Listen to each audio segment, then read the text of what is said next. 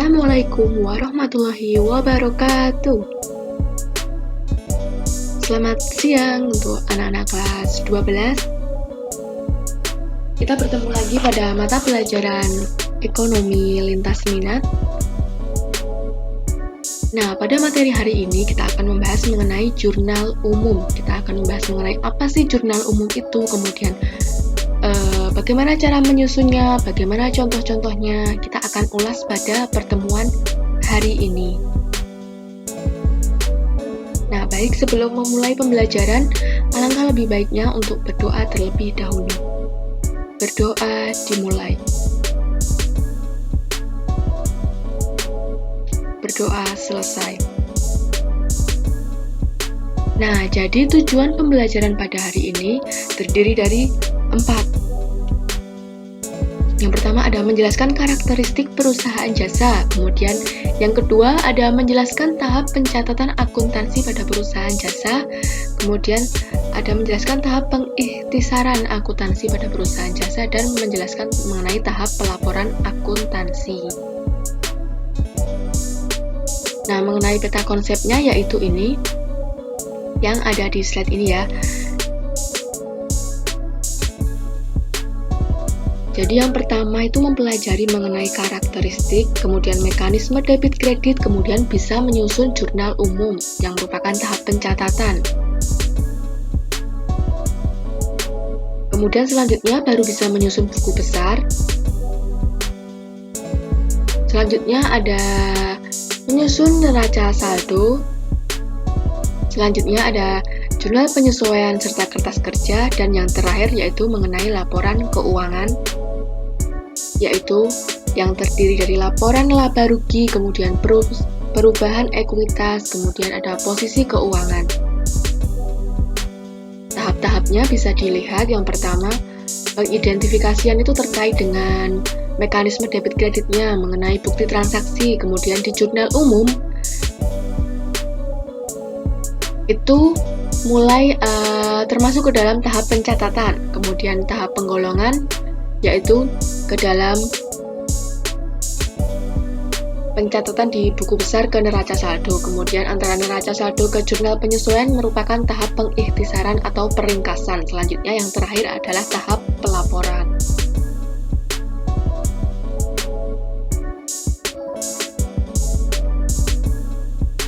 Nah, sebelum kita membahas mengenai jurnal umumnya, sebenarnya kalian selama ini sudah memanfaatkan apa yang namanya perusahaan jasa itu. Misalnya kalian membeli makanan melalui ojek online seperti GoFood, GrabFood, ShopeeFood. Itu merupakan salah satu perusahaan jasa yang memberikan jasa berupa pembelian atau pengantaran makanan dari penjual kepada konsumen. Selain itu, ada perusahaan jasa yang lain, misalkan ada jasa kesehatan, yaitu berupa rumah sakit, kemudian ada jasa servis seperti bengkel motor maupun bengkel mobil, kemudian ada jasa potong rambut, yaitu barbershop, dan lain sebagainya. Jadi, apa sih sebenarnya perusahaan jasa itu? Nah, perusahaan jasa merupakan organisasi bisnis yang aktivitasnya memberikan layanan jasa kepada pelanggannya. Jadi yang diberikan ini jasa. Makanya bisa dibilang tidak terlihat apa sih yang dibeli. Kalau misal kalian potong rambut di salon atau di barbershop, itu kan tidak ada produknya, karena yang diberikan mereka adalah jasa. Berbeda kalau kalian membeli alat tulis di toko alat tulis. Nah, itu kalian akan mendapatkan produk yang kalian beli dari toko ATK tersebut. Nah, itu berbeda lagi. Nah, kemudian karakteristik perusahaan jasa. Perusahaan jasa adalah perusahaan yang kegiatan utamanya itu membuat produk tidak berwujud, berupa jasa atau layanan dengan tujuan mencari laba atau melayani masyarakat.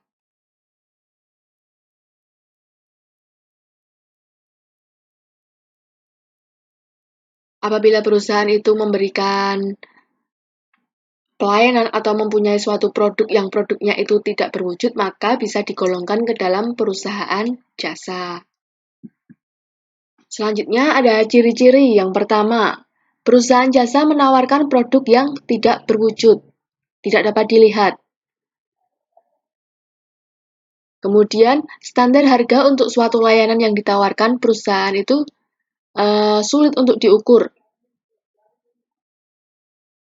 Kenapa? Karena tidak ada patokannya. Berbeda kalau misal perusahaan tersebut perusahaan dagang.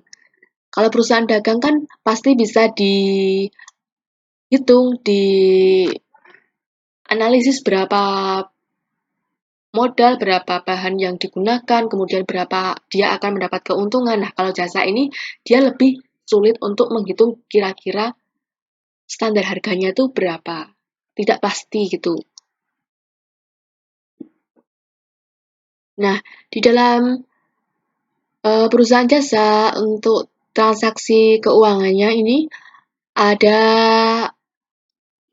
4 kurang lebih. Yang pertama ada pengeluaran atau pembayaran uang, kemudian ada penerimaan atau pemasukan uang, selanjutnya ada penjualan atau penyerahan jasa, dan selanjutnya ada pembelian atau penerimaan barang atau jasa. Nah, secara umum keempat transaksi ini pasti ada di perusahaan jasa.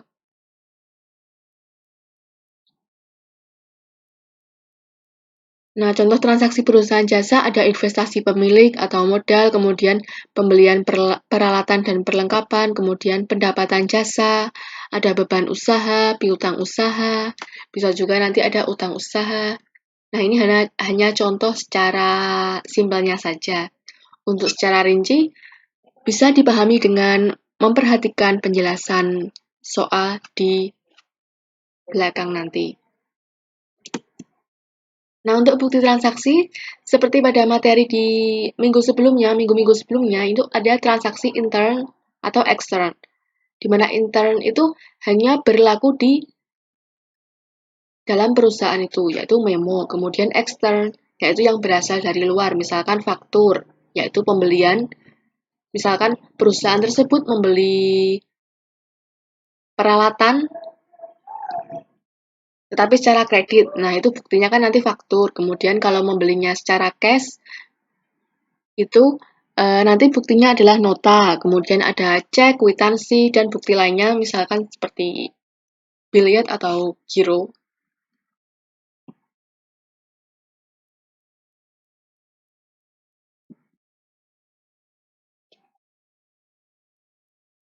Nah, sebelum kita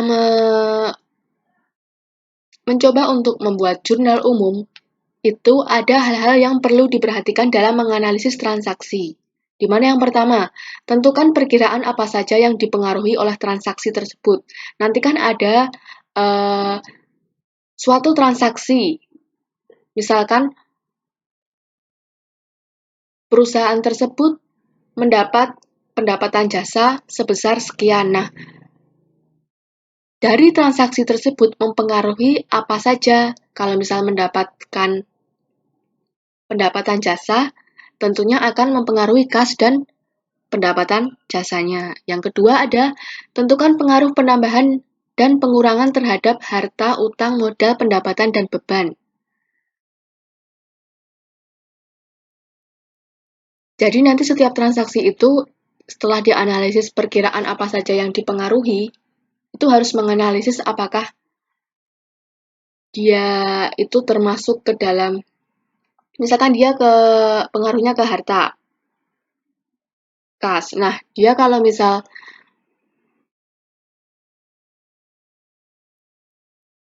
kasnya bertambah, itu apakah dicatat ke dalam debit atau kredit? Kemudian kalau utangnya bertambah, apakah dicatat ke dalam debit atau kredit? Nah, itu nanti akan ada aturannya. Kemudian yang ketiga ada tentukan debit atau kredit dari akun yang bersangkutan. Nah, setelah menganalisis apakah itu masuk ke dalam harta, utang, modal, itu juga dianalisis apakah masuk ke dalam debit atau kredit. Selanjutnya ada tentukan jumlah yang harus didebit atau dikredit. Nah, misalkan kalau kayak membeli suatu barang yang dibayarnya baru sebagian dan sisanya dibayar secara kredit. Nah, itu kan harus menghitung terlebih dahulu jumlah sebenarnya yang sudah masuk ke dalam perusahaan itu berapa dan yang masih harus dibayar nanti berapa. Nah, ini dasar pemikiran yang dipakai adalah persamaan akuntansi, yaitu aktiva sama dengan penambahan kewajiban dan ekuitas, atau aktiva sama dengan pasiva. Nah, di sini ada aset atau harta, kemudian liabilitas atau utang, ekuitas atau modal, pendapatan, serta beban. Nah, di sini ada debit kredit. Kalau misal aset atau harta, misalkan ada kas, kemudian piutang usaha, kemudian membeli peralatan, perlengkapan, itu kalau misal ada pertambahan atau bertambah.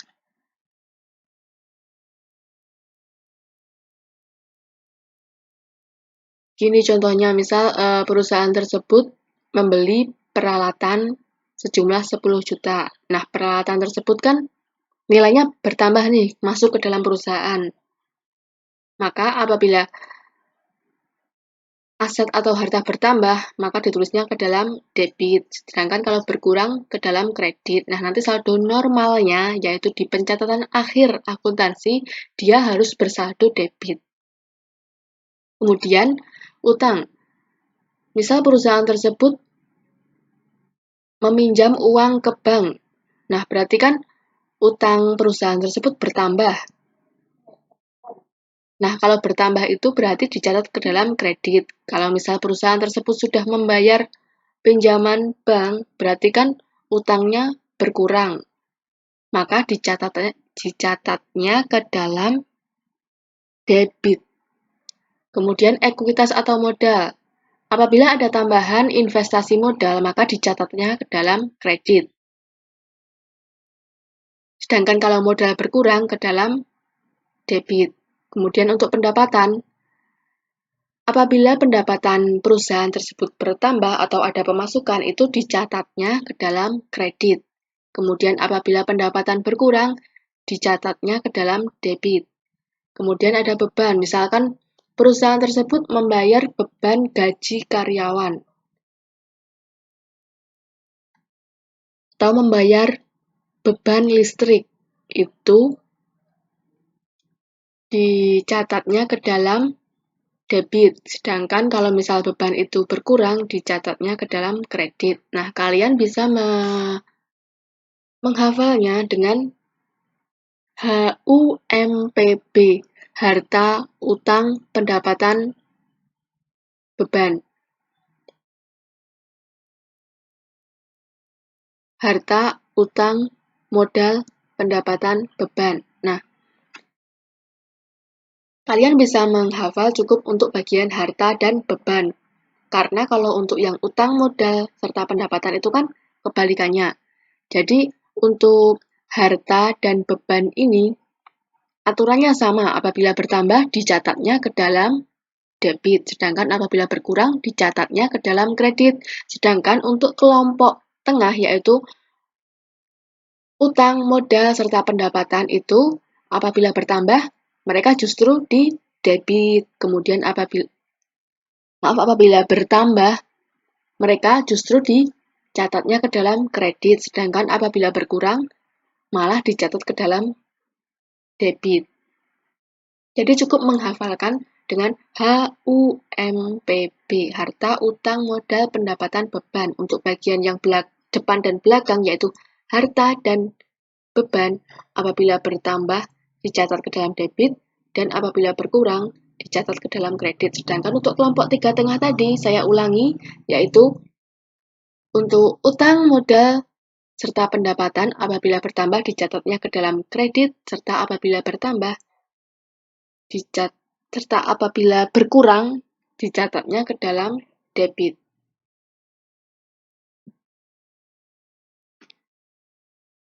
Nah, kita mulai masuk ke dalam jurnal umum. Jurnal umum merupakan media dalam proses akuntansi untuk menampung akun-akun transaksi. Jadi setelah ada bukti-bukti transaksi dianalisis, kemudian bisa dibuat ke dalam jurnal umum. Nah, ada fungsi jurnal umum, fungsi pencatatan, yaitu untuk mencatat transaksi-transaksi yang ada di perusahaan tersebut. Kemudian fungsi historis, yaitu berfungsi untuk menganalisis atau mencatat transaksi berdasarkan waktu terjadinya transaksi tersebut. Selanjutnya ada fungsi analisis, yaitu untuk menganalisis apakah transaksi tersebut akan masuk ke dalam debit atau kredit.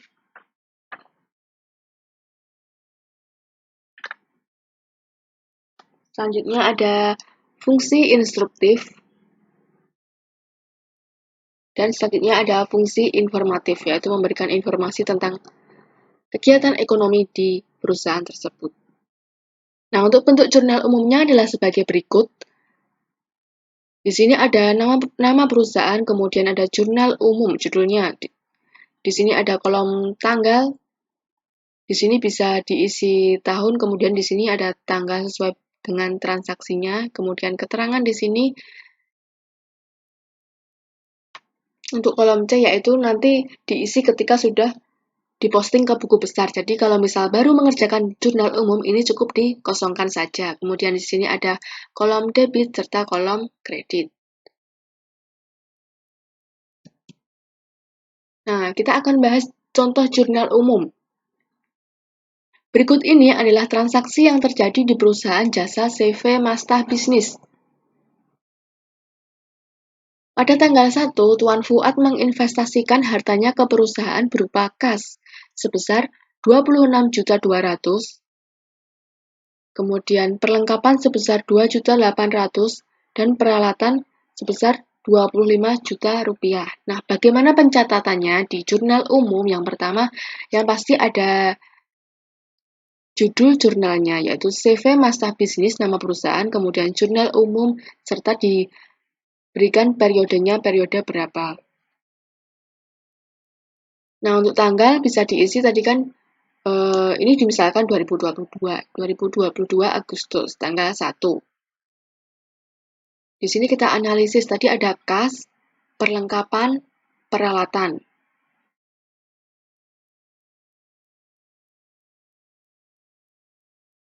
Nah, di sini kan ada kata kunci menginvestasikan hartanya.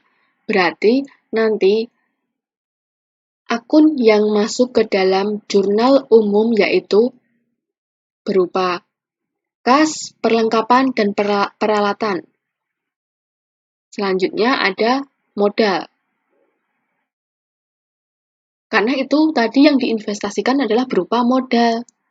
Nah, karena kas, perlengkapan, serta peralatan ini merupakan masuk ke dalam aset atau harta, dan tadi kan di depan dikatakan bahwa apabila harta bertambah itu dicatat di debit. Kemudian apabila modal bertambah dicatat di kredit. Nah, maka kita catatnya adalah sebagai berikut. Kas. Kita tulis kas di kolom keterangan, kemudian di debit sebesar Rp26.200.000. Selanjutnya ada perlengkapan. Debit juga Rp2.800.000. Kemudian peralatan kantor sebesar Rp25 juta di debit. Nah, untuk modalnya, kita menulisnya untuk sisi debit itu cenderung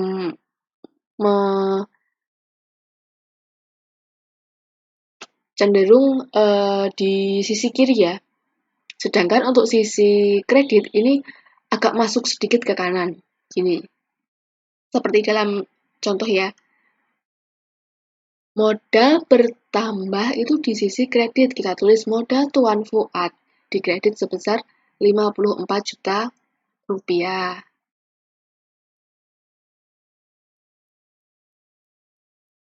Untuk transaksi yang kedua masih di tanggal 1, membayar sewa gedung untuk 6 bulan sebesar Rp19.200.000. Untuk bentuk masih sama ya, nah kita langsung ke bagian analisisnya. Nah, dia membayar sewa gedung untuk 6 bulan, berarti kan dia gini, belum menggunakan gedung tersebut tetapi sudah membayar. Nah, jadi ini yang dinamakan sewa dibayar di muka. Nah, sewa dibayar di muka ini masuknya masih harta karena kan tadi dibilang untuk 6 bulan ke depan, berarti kan kita belum menggunakan. Nilai tersebut belum berkurang. Kita sudah membayar, tapi kita belum menggunakan. Artinya itu masih menjadi harta kita. Nah, harta bertambah ditulis di debit. Nah, tapi nama akunnya sewa dibayar di muka. Nah, kalau misalnya kita membayar sewa, terus kemudian akun yang berhubungan dengan sewa dibayar di muka yang berhubungan dengan mengeluarkan uang, ya pasti kas perusahaan tersebut akan berkurang. Kalau kas berkurang, yang berarti ditulisnya di kredit. Maka sewa dibayar di muka ditulis di debit sebesar Rp19.200.000. Kemudian untuk akun kasnya di kredit sebesar Rp19.200.000.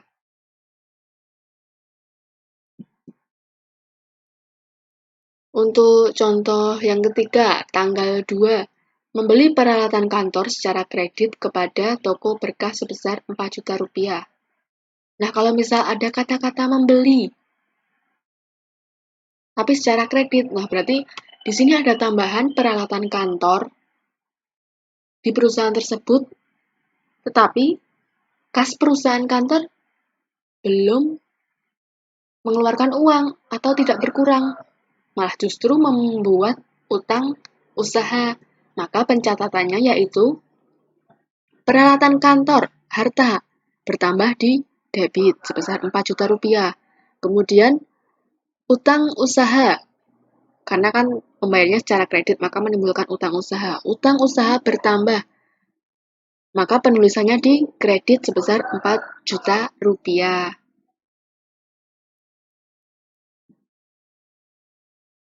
Di tanggal 3, menerima uang tunai dari pelanggan sebagai uang muka dari jasa yang diberikan oleh Masta Bisnis sebesar Rp10.000.000.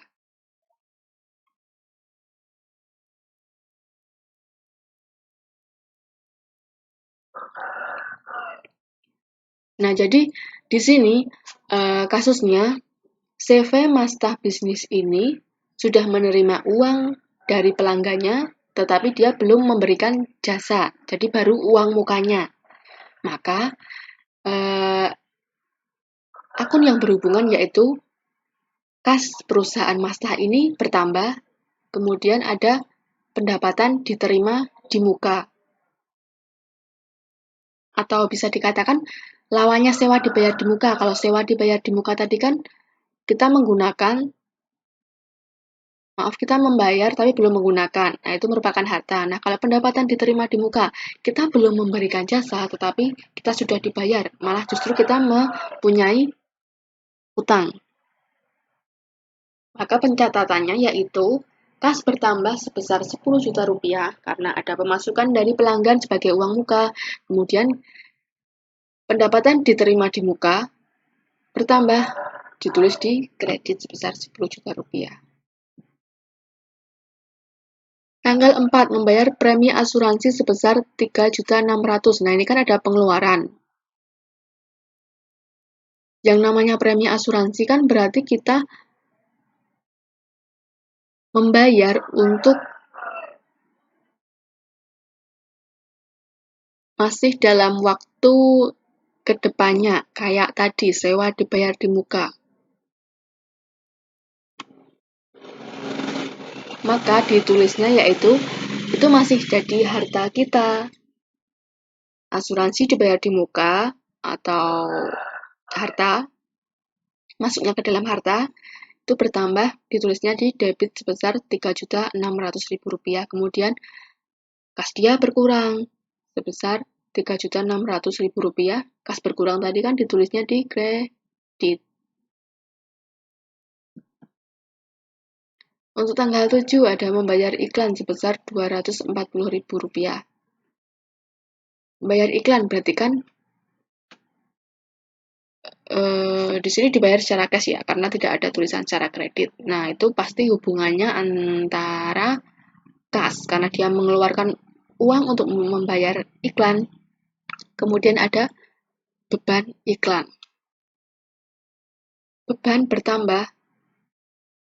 Ingat tadi HUMPB. Beban bertambah itu ditulisnya di debit. Berarti beban iklan debit sebesar Rp240.000. Kemudian ada kas berkurang untuk membayar tadi iklan. Itu kas berkurang di kredit sebesar Rp240.000.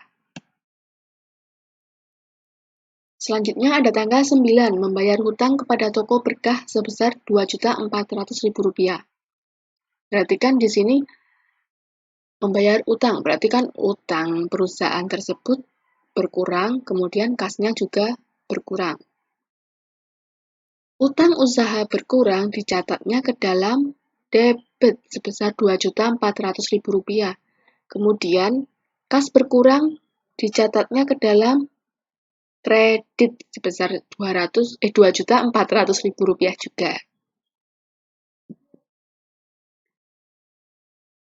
Selanjutnya ada contoh perusahaan jasa CV Mastah Bisnis telah menyelesaikan jasa konsultan kepada Tuan Hartono senilai Rp4.800.000 dibayar kredit. Nah, berarti CV Mastah Bisnis ini mencatatnya bagaimana? Dia harusnya memperoleh pendapatan jasa, tetapi ternyata dibayar secara kredit oleh mereka. Berarti kan itu merupakan piutang usaha kita. Piutang usaha itu artinya kita memberikan pinjaman orang lain. Jadi itu merupakan harta kita. Maka harta bertambah di debit dengan nama akun piutang usaha, kemudian pendapatan bertambah ditulisnya di kredit sebesar Rp4.800.000.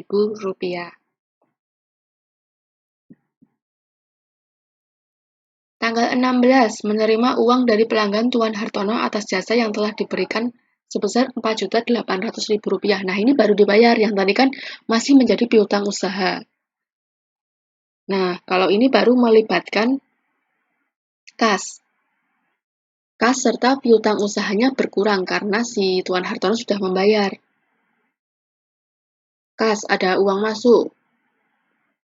Harta bertambah di debit sebesar Rp4.800.000. Kemudian piutang usahanya berkurang, atau piutang usaha kan termasuknya ke dalam harta.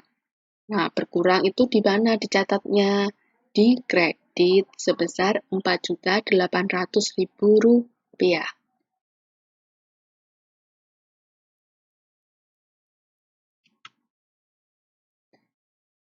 Ada contoh tanggal 20, membeli perlengkapan secara tunai sebesar Rp1.600.000. Di sini kan ada membeli perlengkapan, artinya perlengkapannya bertambah. Perlengkapan masuk ke dalam hartanya, berarti nanti dicatatnya ke dalam debit. Kemudian kalau membeli perlengkapan secara tunai, maka dia akan mengeluarkan uang kas. Kas itu termasuk ke dalam harta. Harta berkurang dicatatnya ke dalam kredit. Nah, jadi pencatatannya yaitu perlengkapan debit sebesar Rp1.600.000, kemudian kas berkurang di kredit sebesar Rp1.600.000.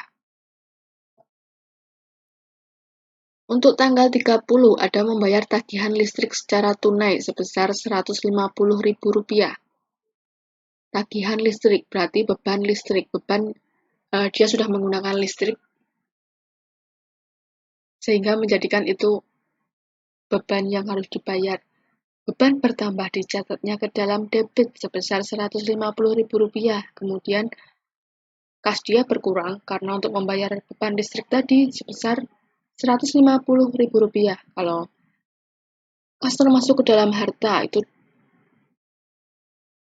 kalau berkurang berarti kan dicatat ke dalam kredit.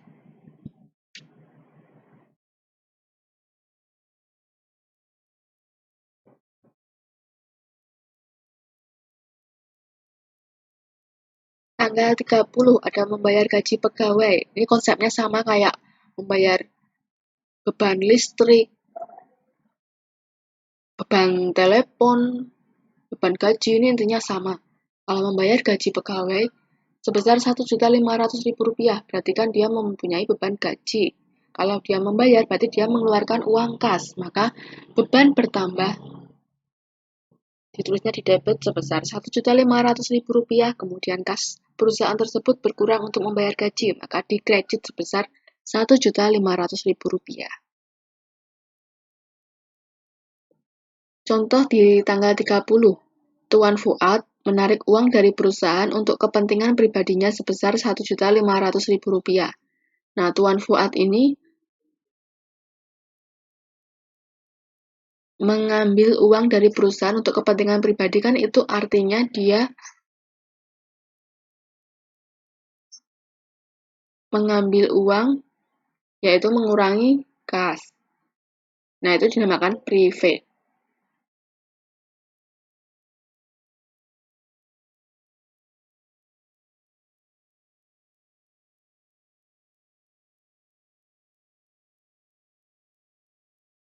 Nah, di sini dicatatnya yaitu privé debit sebesar Rp1.500.000, kemudian kas dia berkurang, kas perusahaan berkurang di kredit sebesar Rp1.500.000. Nah, ini tadi sebenarnya itu kalau misal mengerjakan jurnal umum yang asli itu akan nyambung kolom-kolomnya. Nah, kebetulan ini contoh di masing-masing transaksi, maka kolomnya terpisah-pisah.